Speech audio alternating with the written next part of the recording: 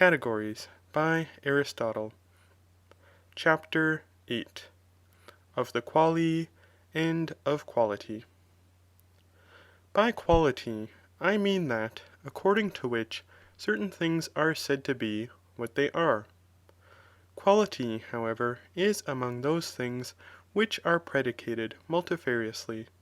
Hence one species of quality is called "habit" and "disposition." But habit differs from disposition in that it is a thing more lasting and stable. Of this kind, too, are both the sciences and the virtues. For science appears to rank among those things which continue more stable, and are hardly removed, even when science is but moderately attained, unless some great change should occur from disease, or from something of the sort. So also virtue, as justice, temperance, and so forth, does not appear capable of being moved or changed with facility. But those are termed dispositions which are easily moved and quickly changed, as heat, cold, disease, health, and such things. Or a man is disposed after a manner according to these, but is rapidly changed, from hot becoming cold, and from health passing to disease. And in like manner as to other things, unless some one of these qualities has, from length of time, become natural, immovable, or at least difficult to be moved, in which case we may term it a habit. But it is evident that those ought to be called habits which are more lasting, and are with greater difficulty removed. For those persons who do not very much retain the dogmas of science, but are easily moved, are said not to possess a scientific habit, although they are in some manner disposed as to science, either worse or better, so that habit differs from disposition in the one being easily removed, but the former is more lasting, and less easily removed. Habits are dispositions also, but dispositions not necessarily habits. For those who have habits are also, after a manner, disposed according to them, but those who are disposed are not altogether possessed of the habit. Another kind of quality is, that according to which we say that men are prone to pugilism, or to the course, or to health, or to disease, in short, whatever things are spoken of according to natural power, or weakness. For each of these is not denominated from being disposed after a certain manner, but from having a natural power or inability of doing something easily, or of not suffering. Thus men are called pugilistic, or fitted for the course, not from being disposed after a certain manner, but from possessing a natural power of doing something easily. Again, they are said to be healthy, from possessing a natural power of not suffering easily from accidents, but to be diseased, from possessing a natural incapacity to resist suffering easily from accidents. Similarly to these, do hard and soft subsist, for that is called hard, which possesses the power of not being easily divided, but soft, that which has an impotence as to the same thing.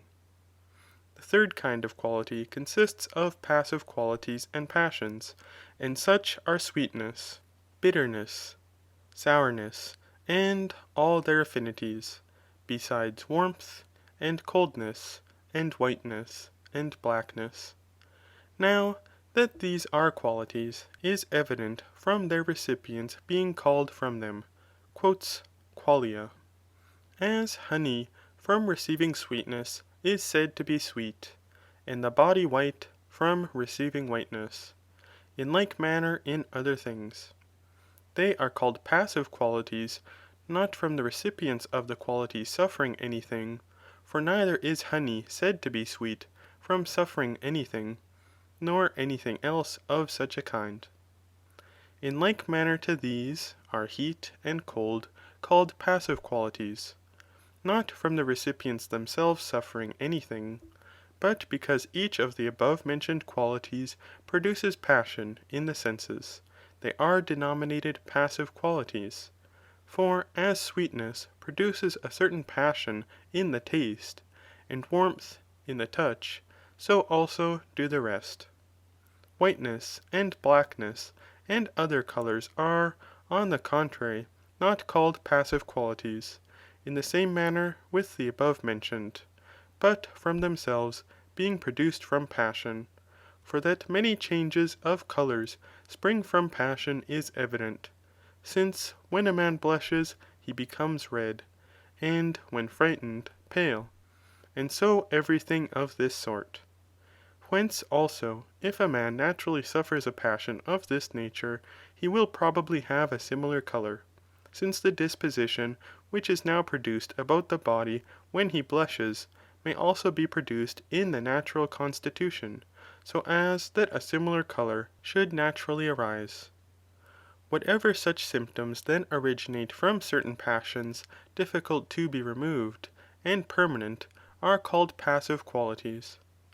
For whether in the natural constitution paleness or blackness be produced, they are called qualities, (for according to them we are called quales), or whether through long disease, or heat, or any such thing, paleness or blackness happens, neither are easily removed, or even remain through life, these are called qualities.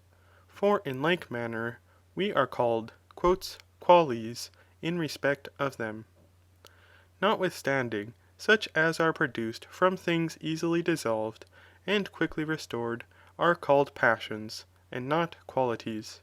For men are not called quales in respect of them, since neither is he who blushes in consequence of being ashamed called red, nor he who turns pale from fear called pale.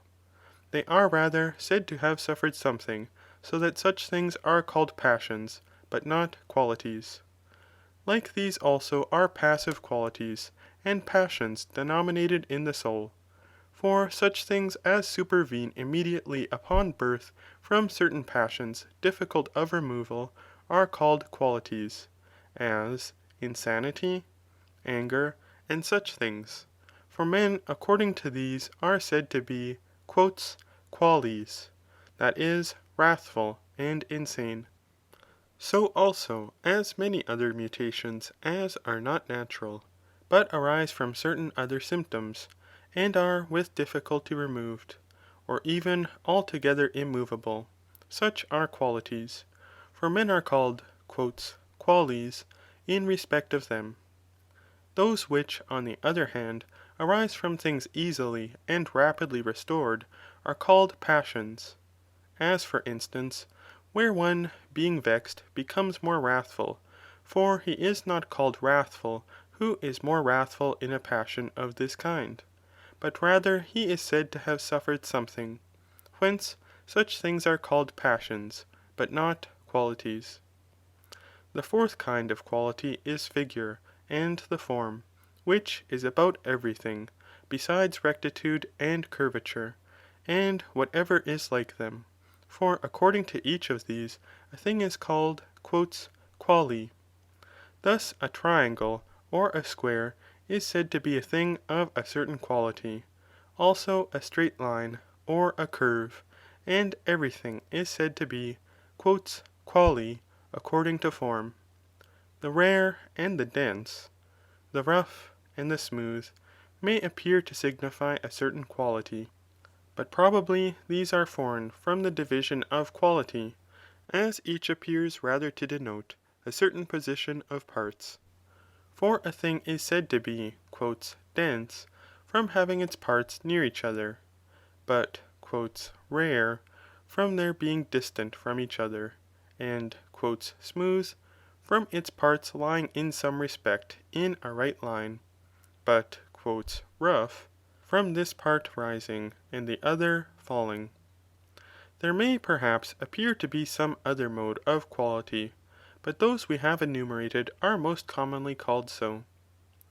The above named therefore are qualities, but qualia are things denominated paronymously according to them, or in some other manner from them.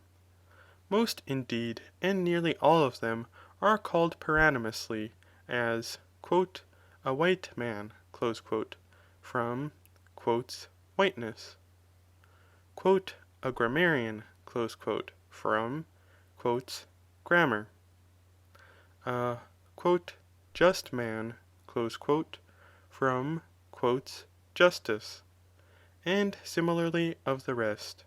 Still in some, from no names having been given to the qualities, it is impossible that they should be called paronymously from them.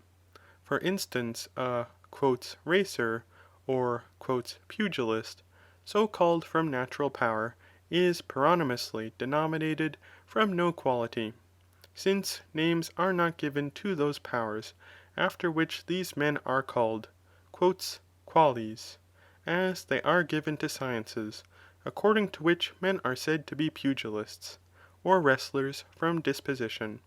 For there is said to be a pugilistic and palestric science, from which those disposed to them are paronymously denominated quales. Sometimes, however, the name being assigned, that which is called quali, according to it, is not denominated paronymously, as from virtue. A man is called worthy, for he is called worthy from possessing virtue, but not paronymously from virtue. This, however, does not often happen. Wherefore those things are called qualia, which are paronymously denominated from the above mentioned qualities, or which are in some other manner termed from them. In quality there is also contrariety, as justice is contrary to injustice, and whiteness to blackness, and the like. Also those things which subsist according to them are termed qualia, as the unjust to the just, and the white to the black. This, however, does not happen in all cases, for to the yellow, or the pale, or such like colours, though they are qualities, there is no contrary. Besides, if one contrary be a quality, the other will also be a quality, and this is evident to any one considering the other categories.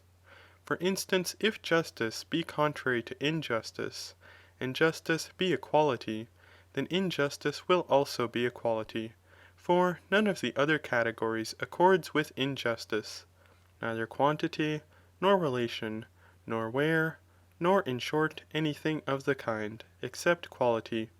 And the like also happens as to quality in the other contraries. Qualia also admit the more and the less, as one thing is said to be more or less white than another, and one more and less just than another. The same thing also itself admits accession, for what is white can become more white. This, however, does not happen with all, but with most things. For some one may doubt whether justice can be said to be more or less justice, and so also in other dispositions, since some doubt about such, and assert that justice cannot altogether be called more and less than justice, nor health than health.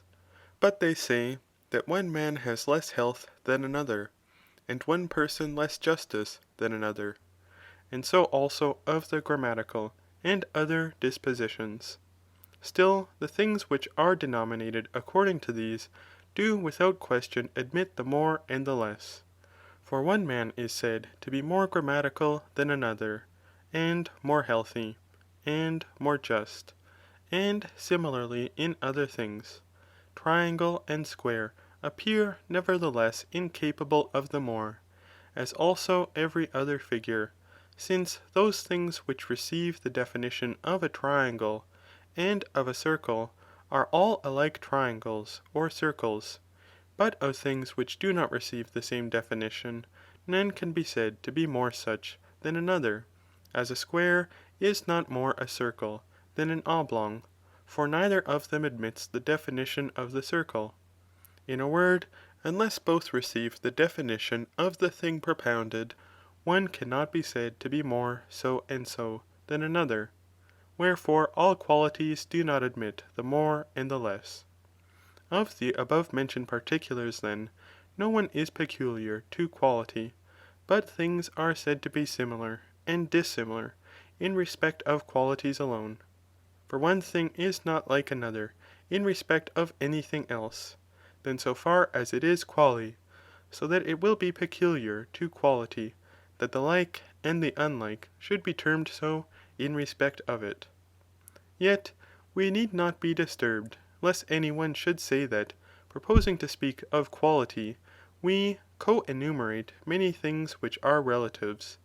For we said that habits and dispositions are among the number of relatives, and nearly in all such things the genera are called relatives, but not one of the singulars.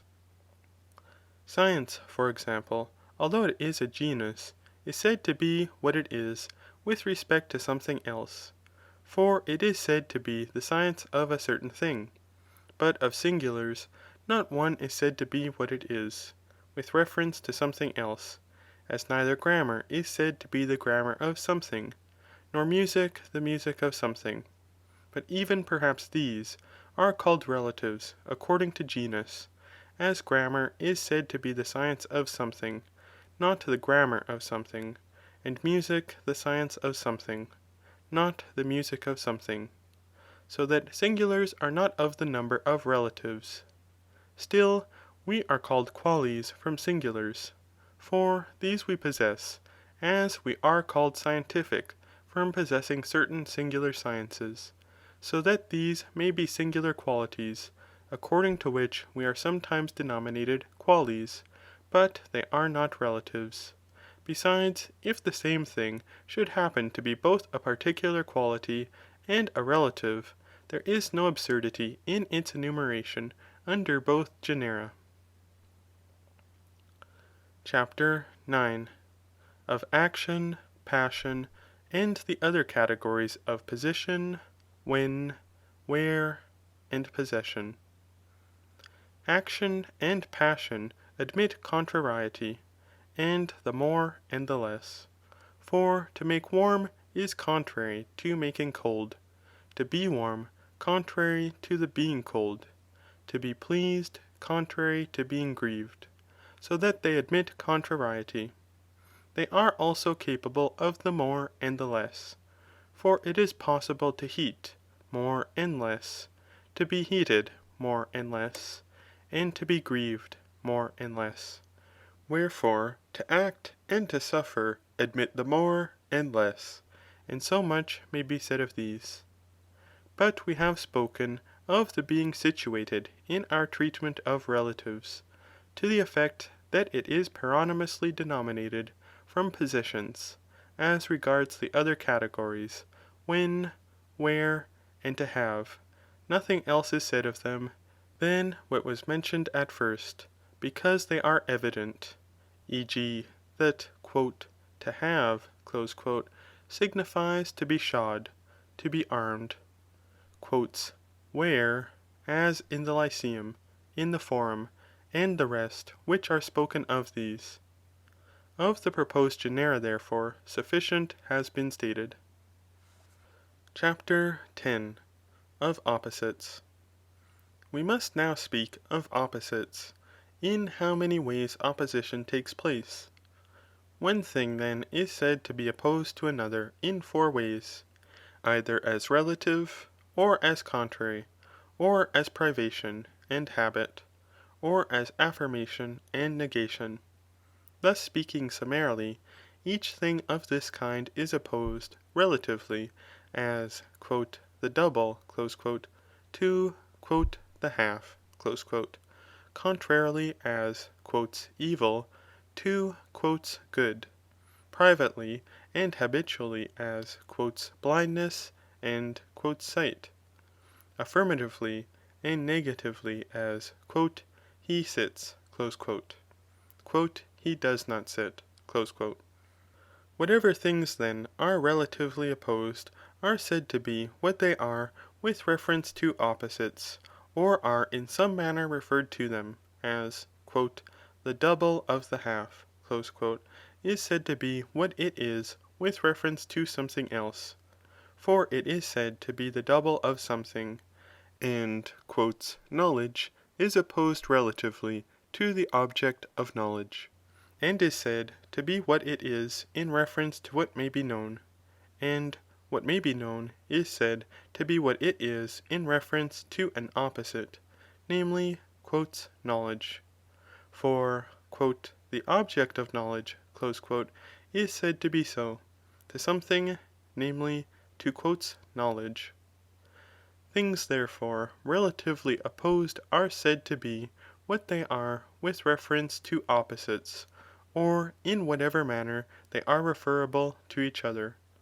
But those which are opposed as contraries are by no means said to be what they are with reference to each other, but are said to be contrary to each other. For neither is "good" said to be the "good" of evil, but the contrary of evil, nor is "white" denominated the "white" of black, but its contrary, so that these oppositions differ from each other. Such contraries, however, as are of that kind, that one of them must necessarily be in those things in which it can naturally be, or of which it is predicated, these have nothing intermediate. But in the case of those, in which it is not necessary that one should be inherent, there is something intermediate. For instance, health and disease may naturally subsist in the body of an animal, and it is necessary that one should be therein, either disease or health. The odd and even are also predicated of number, and one of the two, either the odd or the even, must necessarily be in number. Yet there is nothing intermediate between these, neither between disease and health, nor between the odd and the even. Those contraries, again, have something intermediate, in which one of them need not be inherent, as black and white are naturally in body, but it is not necessary that one of these should be inherent in body, for every body is not white or black. Vileness also and worth are predicated of man, and of many others, yet one of these need not be in those things of which it is predicated, for not all things are either vile or worthy, at least there is something intermediate, as between white and black, there is dark brown, and pale, and many other colours, but between vileness and worth, that is intermediate which is neither vile nor worthy. In some instances the intermediates have names, thus the dark brown, and the pale, and such colours are media between white and black, but in other cases it is not easy to assign a name to the intermediate, but the latter is defined by the negation of either extreme, as for example, whatever is neither good nor bad, nor just nor unjust. Privation, however, and habit are predicated of something identical, as sight and blindness of the eye, and universally, in whatever the habit is naturally adapted to be produced, of such is either predicated. We say then that each of the things capable of receiving habit is deprived of it when it is not in that, wherein it might naturally be, and when it is adapted naturally to possess it. Thus we say that a man is toothless, not because he has no teeth, and blind, not because he has no sight, but because he has them not when he might naturally have them. For some persons from their birth have neither sight nor teeth, yet they are neither called toothless nor blind. To be deprived of, and to possess habit, then, are not privation and habit, for the sight is habit, but the privation is blindness. But to possess sight is not sight, nor to be blind blindness, for blindness is a certain privation, but the being blind is to be deprived, and is not privation. For if blindness were the same as being blind, both might be predicated of the same person. But a man is said to be blind, yet he is never called blindness. To be deprived also, and to possess habit, appear to be similarly opposed, as privation and habit, since the mode of opposition is the same. For as blindness is opposed to sight, so likewise is the being blind opposed to the possession of sight. Neither is that which falls under affirmation and negation, affirmation and negation. For affirmation is an affirmative sentence, and negation a negative sentence, but nothing which falls under affirmation and negation is a sentence, but a thing. Still, these are said to be mutually opposed, as affirmation and negation, since in them the mode of opposition is the same. For as affirmation is sometimes opposed to negation, for example, he sits, to he does not sit, so that thing which is under each is opposed, as sitting to not sitting. But that privation and habit are not opposed as relatives is evident, since what a thing is not asserted of its opposite. For sight is not the sight of blindness, nor in any other way spoken in reference to it. So also blindness cannot be called the blindness of sight. But blindness indeed is said to be the privation of sight, not the blindness of sight. Moreover, all relatives are referred to reciprocals, so that if blindness were relative, it would not reciprocate with that to which it is referred. But it does not reciprocate, for sight is not said to be the sight of blindness. From these things also it is manifest that those which are predicated according to privation and habit are not contrarily opposed. For of contraries, which have no intermediate, one must always necessarily be inherent, wherein it is naturally adapted to be inherent, or of which it is predicated. But between these there is no intermediate thing, wherein it was necessary that the one should be in what was capable of receiving it, as in the case of disease and health, in odd and the even number. Of those, however, between which there is an intermediate, it is never necessary that one should be inherent in every thing. For neither is it necessary that everything capable of receiving it should be white or black, or hot or cold, since there is no prevention to an intermediate being between them. Again, of these also there was a certain medium, of which it was not requisite that one should be in its recipient, unless where one is naturally inherent, as in fire to be hot, and in snow to be white. Still in these, one must of necessity be definitely inherent, and not in whatever way it may happen, for neither does it happen that fire is cold, nor that snow is black, wherefore it is not necessary that one of them should be in everything capable of receiving it, but only in those wherein the one is naturally inherent, and in these, that which is definitely and not casually one.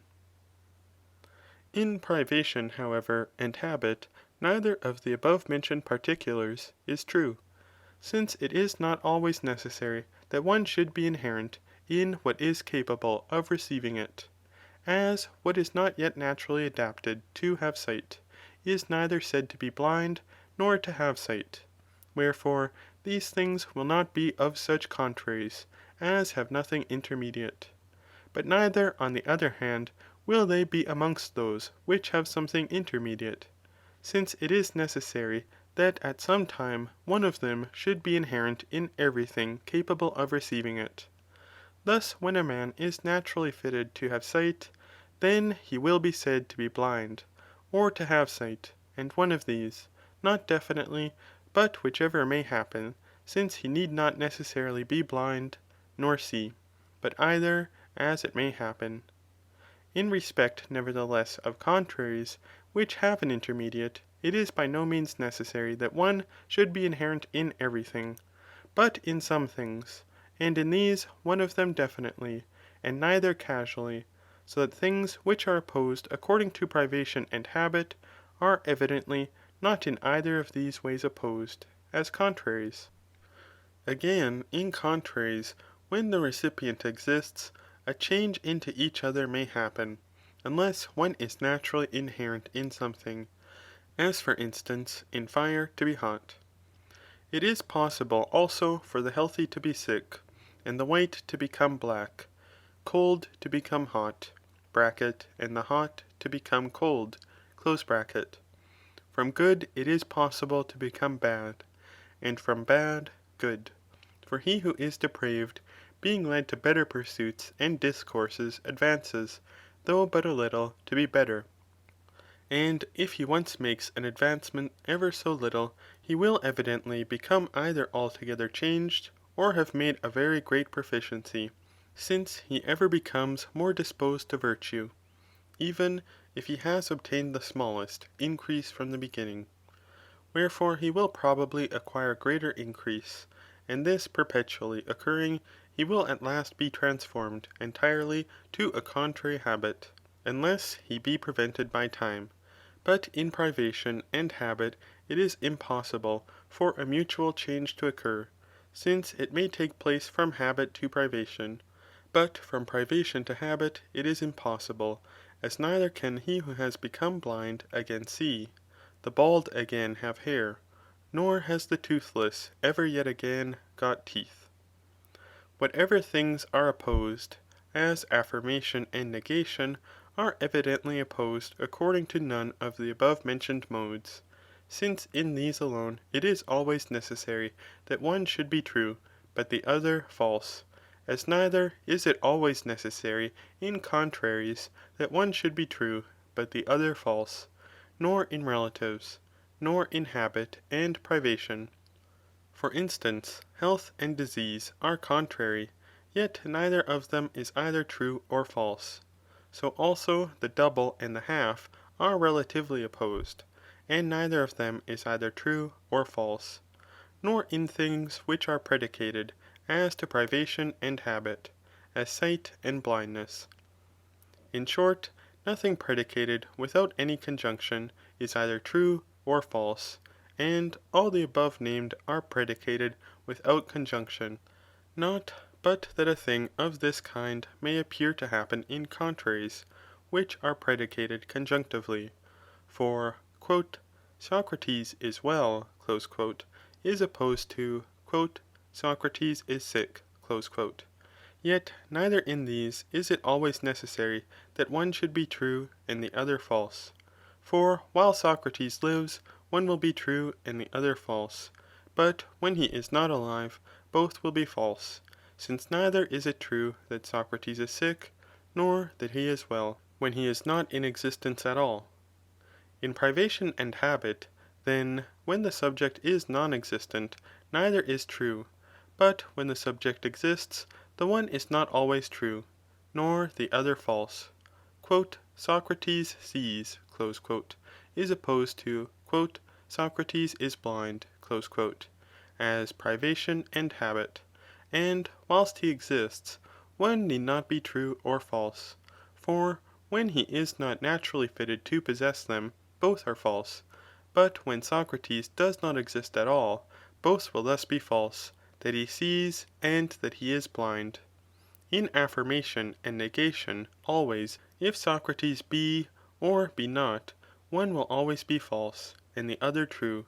For it is evident with respect to these two, Socrates is sick, and Socrates is not sick, that when he exists, one of them is true, and the other false, and in like manner when he does not exist, for in the latter case, that he is ill is false, but that he is not ill is true, so that in those things alone which are affirmatively and negatively opposed, will it be the peculiarity that one of them is either true or false.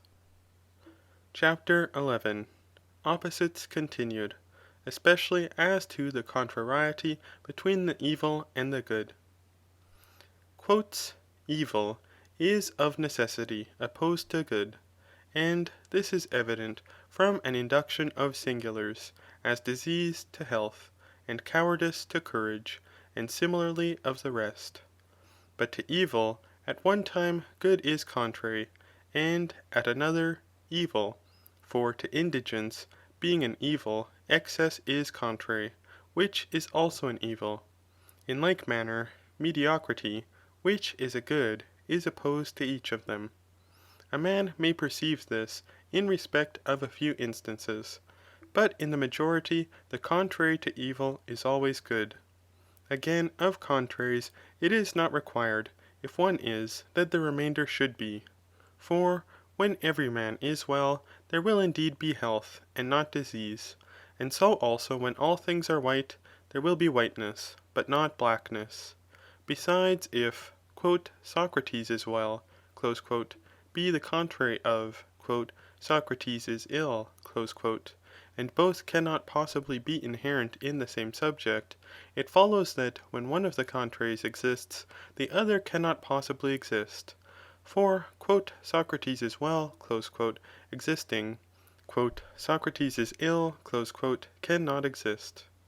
Contraries, however, evidently are, by their nature, adapted to subsist about the same thing, either in species or genus, since disease and health naturally subsist in the body of an animal, but whiteness and blackness simply in body, and justice and injustice in the soul of man. Notwithstanding, it is requisite that all contraries be either in the same genus, or in contrary genera, or be genera themselves. For white and black are in the same genus, as colour is the genus of them, but justice and injustice in contrary genera. For virtue is the genus of one, but vice of the other. Lastly, good and bad are not in a genus, but are themselves the genera of certain things. Chapter 12. Of Priority. A thing is said to be prior to another in 4 respects. First, and most properly, in respect of time, according to which, one is said to be older and more ancient than another, since it is called older and more ancient because the time is longer. Next, when it does not reciprocate, according to the consequence of existence. Thus one is prior to 2. For 2 existing, it follows directly that one exists. But when one is, it is not necessary that 2 should be. Hence the consequence of the remainder's existence does not reciprocate from the existence of the one. But such a thing appears to be prior, from which the consequence of existence does not reciprocate. Thirdly, the prior is that predicated according to a certain order, as in the instance of sciences and discourses. For in demonstrative sciences, the prior and the posterior subsist in order, since the elements are prior in order to the diagrams, and in grammar, letters are before syllables. So also of discourses, as the proem is prior in order to the narration. Moreover, besides what we have mentioned, the better and more excellent appear to be prior by nature. The common people are accustomed to say that those whom they chiefly honour and especially regard are prior in their esteem. But this is nearly the most foreign of all the modes, wherefore such are nearly the modes of priority, which have been enumerated. Besides the above mentioned, there may yet appear to be another mode of the prior, as of things reciprocating according to the consequence of existence. That which in any respect is the cause of the existence of the one, may justly be said to be by nature prior, and that there are certain things of this kind is manifest. For that man exists, reciprocates according to the consequence of existence, with the true sentence respecting him, since if man is, the sentence is true, by which we say that man is, and it reciprocates, since if the sentence be true, by which we say that man is, then man is. Notwithstanding, a true sentence is by no means the cause of a thing's existence, but in some way the thing appears the cause of the sentence being true. For in consequence of a thing existing or not existing is a sentence said to be true or false. Wherefore one thing may be called prior to another, according to 5 modes. Chapter 13. Of Things Simultaneous. Things are called simultaneous simply and most properly whose generation occurs at the same time, for neither is prior or posterior. These therefore are said to be simultaneous as to time, but by nature those are simultaneous which reciprocate according to the consequence of existence, although one is by no means the cause of the existence of the other, as in the double and the half, for these reciprocate. Thus the double existing, the half also exists, and the half existing, the double exists, but neither is the cause of existence to the other. Those also, which being derived from the same genus, are by division mutually opposed, are said to be naturally simultaneous, but they are said to have a division opposite to each other, which subsist according to the same division. Thus the winged is opposed to pedestrian and aquatic, as these being derived from the same genus are by division mutually opposed. For animal is divided into these, viz. Into the winged, the pedestrian, and aquatic, and none of these is prior or posterior, but things of this kind appear naturally simultaneous. Each of these, again, may be divided into species, for instance, the winged, the pedestrian, and the aquatic. Wherefore, those will be naturally simultaneous which, derived from the same genus, subsist according to the same division. But genera are always prior to species, since they do not reciprocate according to the consequence of existence. For the aquatic existing, animal exists, but though animal exists, it is not necessary that the aquatic should. Hence those are called naturally simultaneous, which indeed reciprocate, according to the consequence of existence. But the one is by no means the cause of existence to the other, which is also the case with things that, derived from the same genus, have by division a mutual opposition. Those, however, are simply simultaneous whose generation is at the same time. Chapter 14. Of Motion. Of motion there are 6 species: generation, corruption, increase, diminution, alteration, and change of place. The other motions then evidently differ from each other, for neither is generation, corruption, nor increase, diminution, nor alteration, change of place, and so of the rest.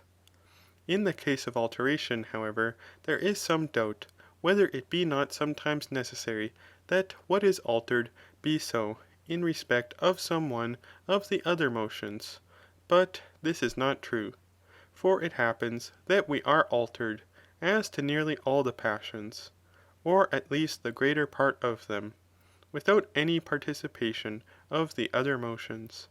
For it is not necessary that what is passively moved should be either increased or diminished. Wherefore alteration will differ from the other motions, since if it were the same, it would be necessary that what is altered be forthwith increased or diminished, or follow some of the other motions, but this is not necessary. Similarly also, what is increased or moved with any other motion ought to be altered (in quality), but some things are increased which are not so altered, as a square is increased when a gnomon is placed about it, but it has not become altered (in quality), and in like manner with other things of this kind, so that these motions will differ from each other. Nevertheless, simply, rest is contrary to motion, the several rests to the several motions, corruption to generation, diminution to increase, rest in place to change in place, but change to a contrary place seems especially opposed, as ascent to descent, downwards to upwards. Still it is not easy to define the contrary to the remainder of these specified motions, but it seems to have no contrary, unless some one should oppose to this rest according to quality, or change of quality into its contrary, just as in change of place, rest according to place, or change to a contrary place. For alteration is the mutation of quality, so that to motion according to quality will rest according to quality, or change to the contrary of the quality be opposed. Thus becoming white is opposed to becoming black, since a change in quality occurs, there being an alteration of quality into contraries. Chapter 15. Of the verb, to have. To have is predicated in many modes, either as habit and disposition, or some other quality. For we are said to have knowledge and virtue. Or as to quantity, as the size which any one has, thus he is said to have the size of 3 or 4 cubits. Or as things about the body, as a garment, or a tunic. Or as in a part, as a ring in the hand. Or as a part, as the hand or the foot. Or as in a vessel, as a bushel has wheat, or a flagon wine. For the flagon is said to have the wine, and the bushel the wheat. All these, therefore, are said to have, as in a vessel, or as a possession, for we are said to have a house or land. A man is also said to have a wife, and the wife a husband. But the mode now mentioned of to have seems the most foreign. For we mean nothing else by having a wife than that she cohabits with a man. There may perhaps appear to be some other modes of having, but those usually mentioned have nearly all been enumerated.